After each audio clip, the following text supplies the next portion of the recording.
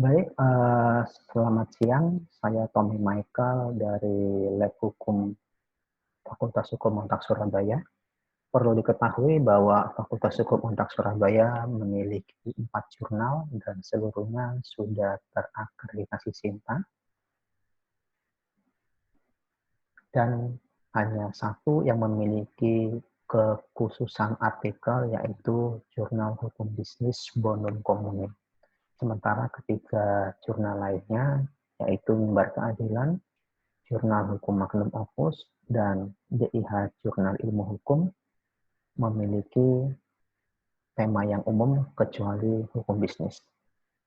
Kali ini saya akan memberikan penjelasan singkat mengenai tata cara penulisan jurnal standar IMRAT, yaitu IMRAT adalah Introduction, Method, Result, and Discussion. Yang pertama, kita masuk ke bagian judul dulu.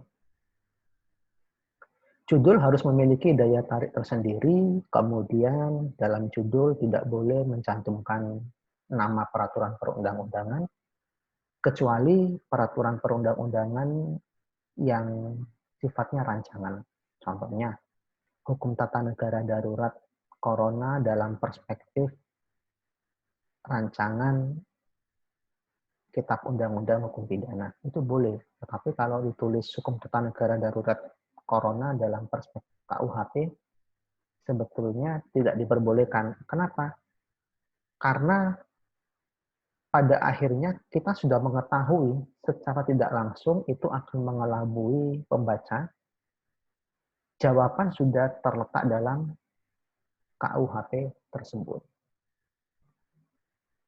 Kemudian apabila penelitian dilakukan di suatu tempat, maka boleh dimasukkan nama tempat secara umum saja. Misalnya, saya melakukan penelitian ini di daerah Beratang. Berarti saya tulis saja penerapan hukum tata negara darurat corona di Beratang. Boleh. Atau mungkin di instansi mana, kita tulis saja instansi apa, instansi X, Y, dan lain sebagainya. Boleh. Jadi tidak perlu tulis kecamatan detail, kelurahan, alamat, tidak perlu. Langsung di mana dia berada, misalnya di kecamatan X, ya tulis kecamatan X, kelurahan X, tulis kelurahan X, instansi X, tulis instansi X. Kemudian naskah berjumlah 4.500 sampai 7.500 kata. Berikutnya adalah identitas kita, yaitu nama kita. Satu jurnal itu hanya boleh ditulis oleh 3 peneliti maksimal, dan masing-masing peneliti memberikan akun ORCID dan akademia. Jika peneliti sudah bekerja, boleh dituliskan di sini tempat kerjanya beserta alamatnya, kemudian emailnya apa, di sini adalah akun ORCID-nya, dan di sini adalah akun akademia edunya. Kemudian kita masuk ke bagian abstrak. Abstrak itu sebetulnya bukan rangkuman dari tulisan, dari penelitian, tetapi abstrak selalu diawali dengan tujuan penelitian. Apa tujuan saudara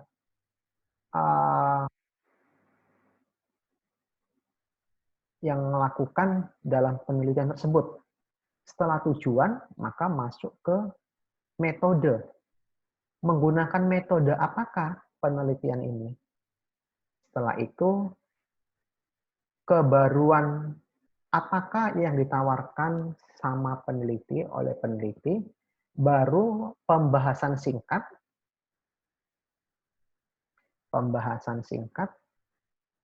ini yang saya blok, kemudian kesimpulan. Abstrak terdiri dari 150 hingga 350 kata. Kemudian ada kata kunci. Kata kunci itu maksimal terdiri dari 3 kata kunci dan dipisahkan oleh titik koma. Kata kunci itu adalah kata yang sering muncul atau itu sebagai perwakilan dari tulisan tersebut. Umumnya kata kunci diambil dari judul. Kata kunci bukan seperti kata yang, di, tapi dia yang mewakili keterwakilan dari penelitian kita sendiri. Kemudian gunakan abstrak dalam bahasa Inggris. Ini penggunaan ini tergantung jurnal yang dituju. Kebetulan kita juga menggunakan dua abstrak, berarti Indonesia dan Inggris. Bagian berikutnya adalah pendahuluan. Pendahuluan ini secara garis besar awal mulanya diisi dengan latar belakang. Kemudian temuan yang ditawarkan. Jadi bukan jawaban, masih temuan dulu. Kemudian orisinalitas penelitian. Kemudian rumusan masalah. Kita akan membahas satu persatu. Dalam pendahuluan ini, tadi pertama harus ada latar belakang. Latar belakang ini adalah kenapa kok kita mengambil judul itu? Kenapa kok kita mengambil tema ini? Dalam tulisan ini, latar belakang saya mengangkat judul Hukum Tata Negara Darurat Corona di Indonesia, itu bersumber karena ini, adanya perubahan penerapan hukum. Jadi, saya mengatakan latar belakang saya itu karena terjadinya perubahan dalam penerapan hukum, khususnya hukum tata negara, di mana adanya keadaan darurat memiliki dua komponen. Itu yang saya tegaskan sebagai latar belakang saya meneliti. Tentu saja latar belakang ini yang saya utarakan harus disertai bukti-bukti. Contohnya, ini saya dalam kalimat pertama, saya langsung mengutip berita. Sejak tanggal 14 Februari 2020, pasien terinfeksi virus corona berdangsa dengan warga negara Jepang. Saya mengambilnya dari mana? Saya mengambilnya dari YouTube. Boleh. Kemudian setelah itu adalah temuan yang ditawarkan apa? Temuan yang ditawarkan adalah status kedaruratan yang dikeluarkan oleh pemerintah Indonesia secara tepat. Jadi saya menawarkan status apa sih yang harus dikeluarkan oleh pemerintah secara tepat. Setelah saya menawarkan kebaruan, maka kebaruan tersebut harus didukung dengan perbandingan jurnal lainnya. Kita wajib menggunakan minimal 3 jurnal sejenis, yaitu orisinalitas penelitian. Yang pertama, saya menggunakan penelitian dari,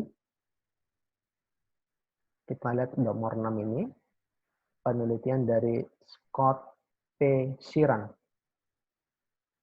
Caranya bagaimana? Saya menulis dulu hasil penelitian Scott ini, saya ambil dari kesimpulan jurnalnya dia, saya tulis dengan kalimat sendiri, kemudian setelah saya tulis dengan kalimat sendiri, ini jawabannya dia, menghasilkan jawaban bahwa solusi yang paling efektif menangani darurat publik yaitu dengan memahami pertanyaan substantif tradisional tentang apa sih darurat publik itu. Artinya apa?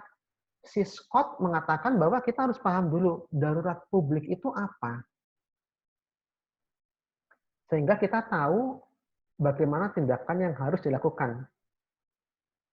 Sementara perbedaan dengan penelitian saya, kalau saya tidak mementingkan definisi dulu, tapi yang tepat itu pencegahan dulu. Pencegahannya itu dari mana? Ya dari Wuhan. Itu perbedaan mendasarnya. Kemudian ini adalah orisinalitas kedua. Orisinalitas kedua, saya mengambil dari ini dari Jerman ya, Sri Sangka.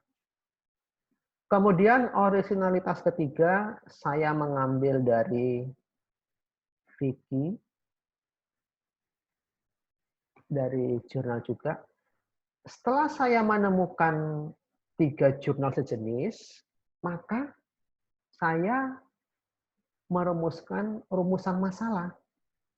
Rumusan masalahnya yang saya dapatkan ini, sikap yang wajib diambil oleh pemerintah Indonesia dalam menangani virus corona. Rumusan masalah ini maksimal 2. Kalau rumusan masalah 1 lebih baik berupa pernyataan. Kalau rumusan masalahnya 2 wajib pertanyaan.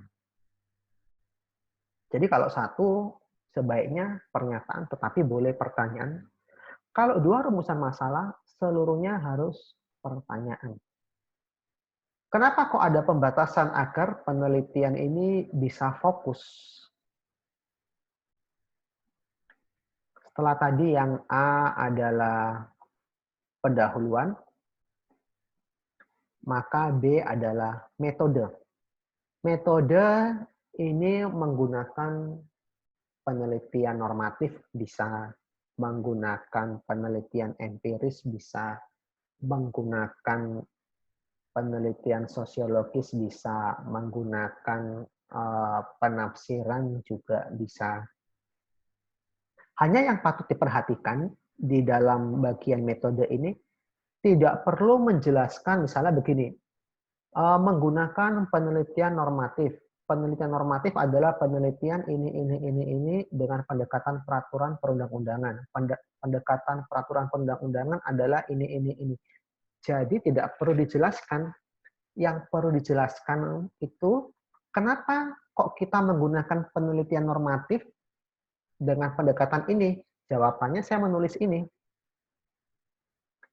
Karena kombinasi ini menghasilkan keyakinan yang fundamental sehingga penelitian sifatnya objektif. Ada hal yang menarik dalam metode ini tidak terbatas pada normatif, empiris, sosiologis. Diharapkan peneliti bisa berafiliasi dengan keilmuan lain dan itu akan menyajikan hasil penelitian yang baik. Jadi bisa saja kita sebagai sarjana hukum melakukan penelitian dengan seseorang yang dia minat dari psikologi atau mungkin dari kimia misalnya, boleh. Kemudian berikutnya yang C adalah hasil penelitian dan pembahasan. Karena tadi saya menggunakan satu rumusan masalah, maka subbab hasil penelitian dan pembahasan ini ya minimal 2 subbab. Kalau tadi saya menggunakan 2 rumusan masalah, maka jumlah subbab hasil penelitian dan pembahasan ini minimal 4 subbab. Bagaimana untuk menentukan judul subbab ini? Penulis atau peneliti sendirilah yang paham apa yang ditulis sini. Saya tulis saja sini, norma hukum menangani corona. Boleh. Kemudian yang diterangkan apa? Ya, saudara tulis apa itu norma-normanya. Kita tulis semua, kemudian kita beri komentar juga norma-normanya bagaimana. Boleh. Berikutnya, di sini saya menyertakan gambar. Misalnya kita ingin menyertakan gambar, tabel, bagan, wawancara, boleh. Ini contoh, jika kita menyertakan gambar di sini, maka kita beri judul ya, gambar 1 misalnya, judulnya apa. Dan setelah ini, kita harus memberikan penjelasan atas gambar tersebut. Penjelasan itu maksudnya bagaimana? Kita menjelaskan makna gambar ini apa, dan tanggapan kita terhadap gambar tersebut bagaimana. Apakah kita setuju, ataukah kita tidak setuju? Silakan, semua kembali lagi kepada peneliti.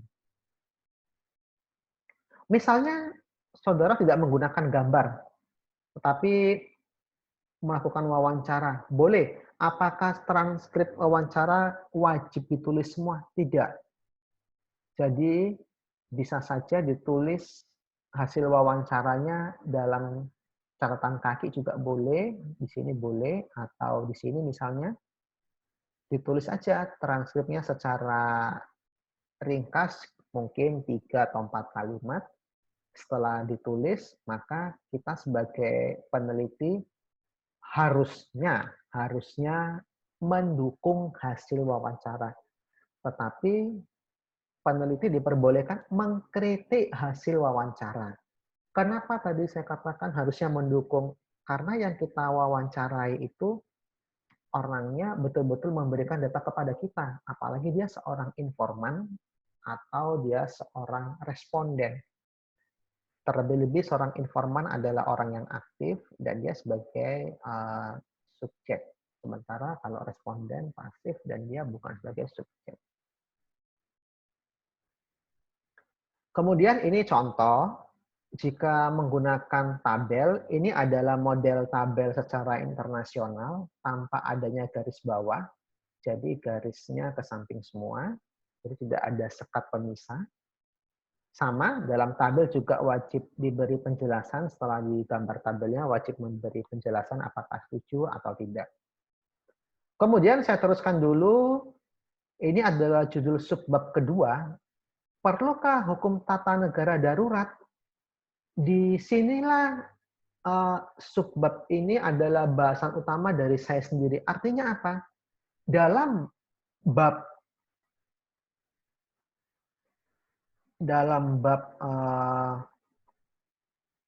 hasil penelitian dan pembahasan, sebetulnya disitulah wewenang peneliti.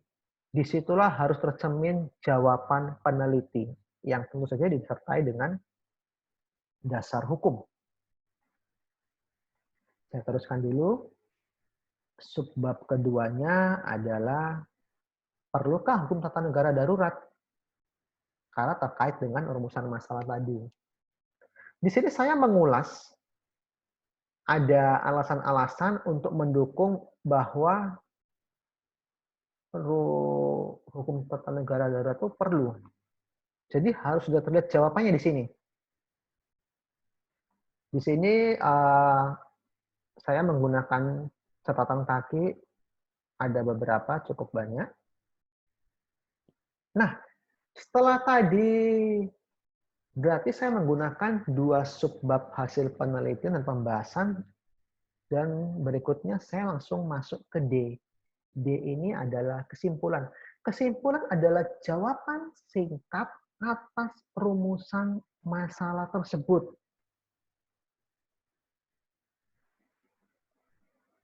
Kemudian apakah kesimpulan wajib memberikan saran?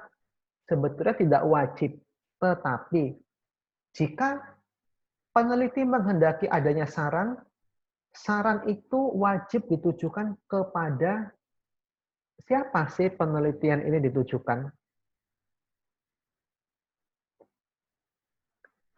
Saya menunjukkan saran ini kepada pemerintah agar memberikan bantuan kepada masyarakat, misalnya pembebasan listrik dan sebagainya.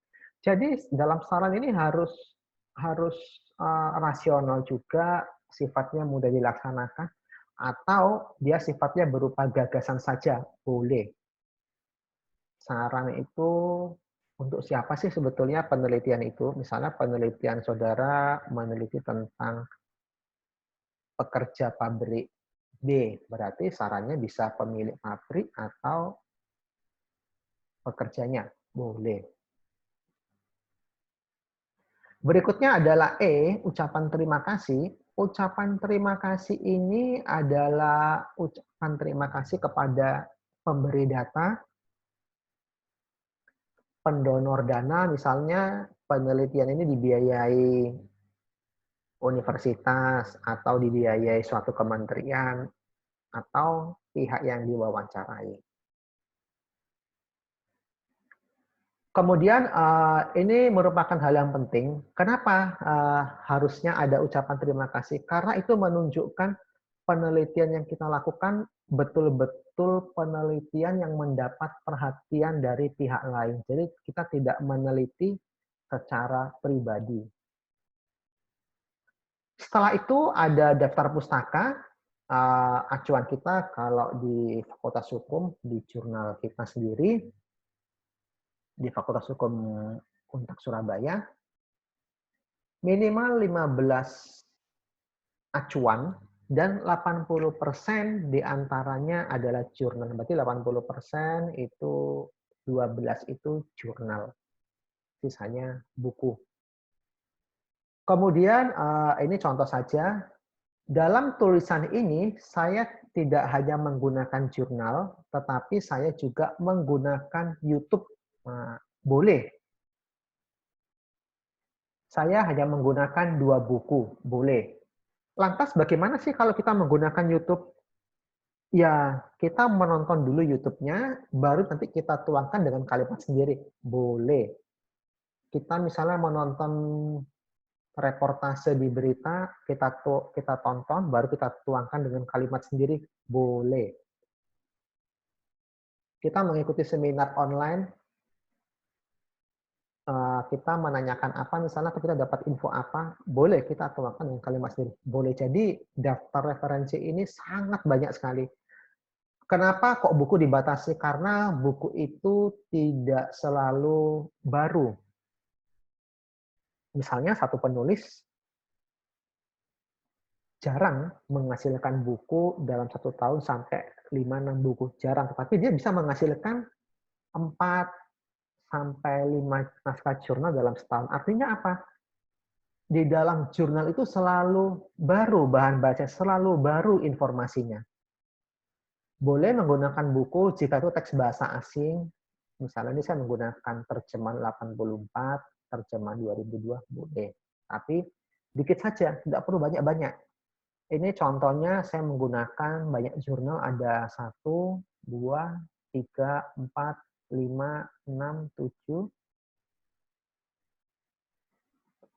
Ada 7, ada ya 8, 9, kemudian ada ya lebih dari ketentuan, memang agak banyak. Oh ya, saya lupa menyampaikan, ini juga saya mengutip dari web, dari laman berita, boleh tetap ditulis, diakses pada tanggal berapa, tanggal berapa, boleh. Kemudian naskah yang bagus sebetulnya adalah naskah yang pembahasannya itu sedikit, tidak perlu banyak-banyak. Contohnya begini.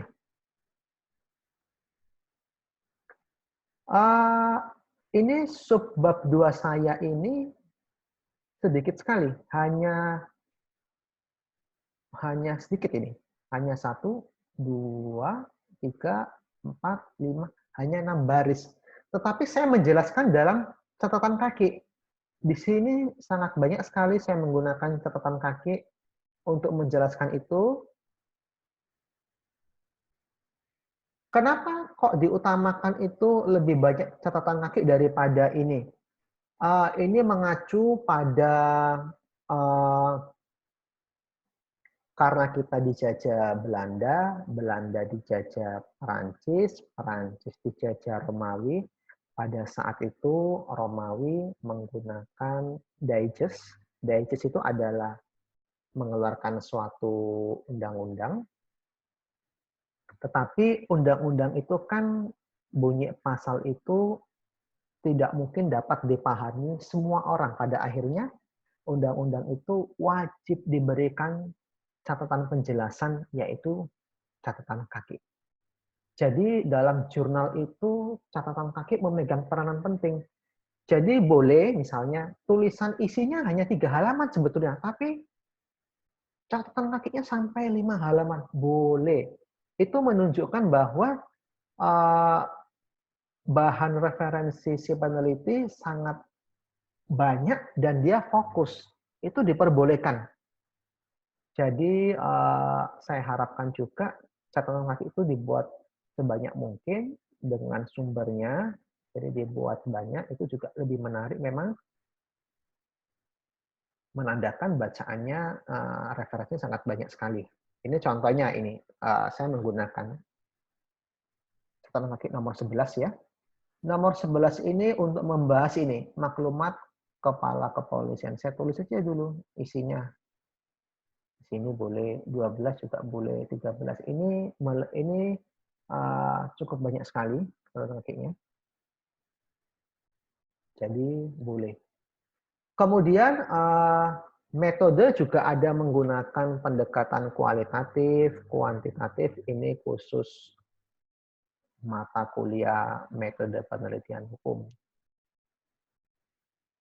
Jadi kita dalam menulis jurnal harus betul-betul fokus kepada data referensi, kemudian latar belakangnya apa, kebaruannya apa, dan jalan keluar yang kita tawarkan apa.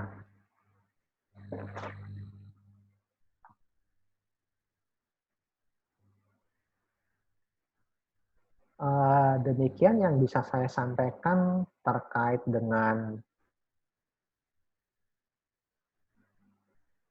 materi penulisan jurnal standar internasional.